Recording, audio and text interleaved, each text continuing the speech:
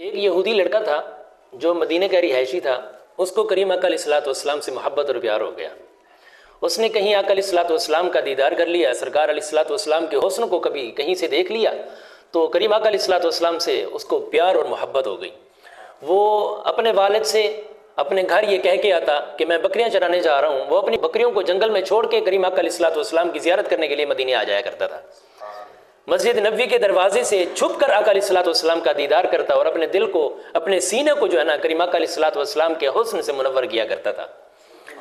ایک مرتبہ اس کے والد نے اس کو بکریاں چرانے کے لیے منع کر دیا تو اس کے دل کے اندر تو کریم آقا علیہ الصلوۃ والسلام کی محبت تھی، سرکار کی محبت کا چراغ اس کے دل کے اندر تھا۔ تو جب وہ کئی دن سے کریم آقا علیہ الصلوۃ والسلام کا اس نے دیدار نہ کیا نا، سرکار علیہ الصلوۃ والسلام کو جب کئی دن سے نہ دیکھا نا تو وہ بیمار ہو گیا۔ تو کئی عرصہ بیمار رہا۔ اس کے والد نے کئی ڈاکٹر بلائے، اطباء بلائے، کئی حکیم بلائے، اپنے بیٹے کو دکھلایا تو کوئی جو ہے نا ظاہراً کوئی زخم نہیں تھا، ظاہراً کوئی بیماری نہیں تھی، کوئی تکلیف نہیں تھی، لیکن وہ صحت یاب بھی نہیں ہو رہا تھا، وہ دن بدن کمزور ہوتا چلا جا رہا تھا۔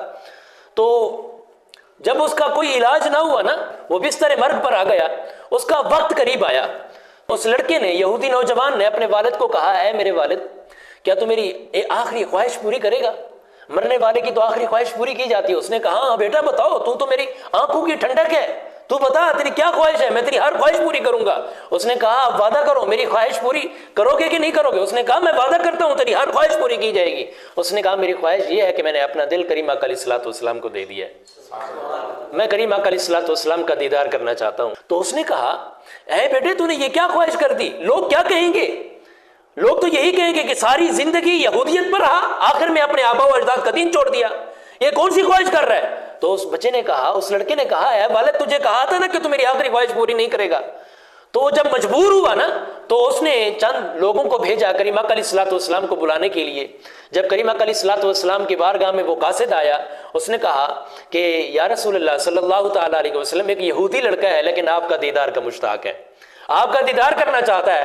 کریم آقا علیہ الصلوۃ والسلام نے صحابہ کرام کو اکٹھا کیا، ارشاد فرمایا، آؤ چلتے ہیں، ایک یہودی لڑکا ہے، وہ ہمیں دیکھنا چاہتا ہے، وہ ہم سے محبت کرتا ہے، چلیں اس کو جا کے مل کے آتے ہیں۔ جب آقا علیہ الصلوۃ والسلام تشریف لائے اس یہودی کے گھر میں، وہ یہودی لڑکا کریم آقا علیہ الصلوۃ والسلام کا انتظار کرتا کرتا آخر تھک کے سو گیا۔ تو کریم آقا علیہ الصلوۃ والسلام جب تشریف لائے، اس کے والد نے اپنے بیٹے کو اٹھایا، اس نے کہا، ایک ندا دی، صدا دی کہ اٹھو، جس کے دیدار کا تو مشتاق تھا وہ ہستی تشریف لا چکی ہے۔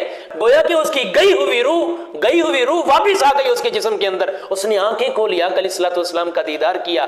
دیدار کرنے کے بعد کریم آقا علیہ الصلوۃ والسلام کی بارگاہ میں عرض کرنے لگا، یا رسول اللہ صلی اللہ تعالیٰ علیہ وسلم، کیا میرے نجات کا کوئی سبب ہے؟ میری نجات کا کوئی سامان ہو سکتا ہے؟ کوئی سبب ہے میرے بچ جانے کا؟ کریم آقا علیہ الصلوۃ والسلام نے ارشاد فرمایا، اگر تو میرے نبی ہونے کی گواہی دے دے، اگر تو کلمہ پڑھ لے نا، تو قبر کی منازل سے لے کر آخرت کی منازل تک میں تیری ضمان دیتا ہوں، میں تیرا ضامن ہوں، میں تیری ضمانت لیتا ہوں کہ قبر کی منازل سے لے کر آخرت کی منازل تک میں تیرا ضامن ہوں۔ تو اس نے لا الہ الا اللہ محمد الرسول اللہ پڑھا، سرکار کے قدموں میں گرا اور اس کی روح اس کے جسم سے چلی گئی، وہ اس دنیا سے چلا گیا۔ تو اس کے والد نے کہا، کیونکہ اب یہ مسلمان ہو چکا ہے، لہٰذا اب اس کے کفن دفن کرنے کا انتظام بھی آپ کا ہے۔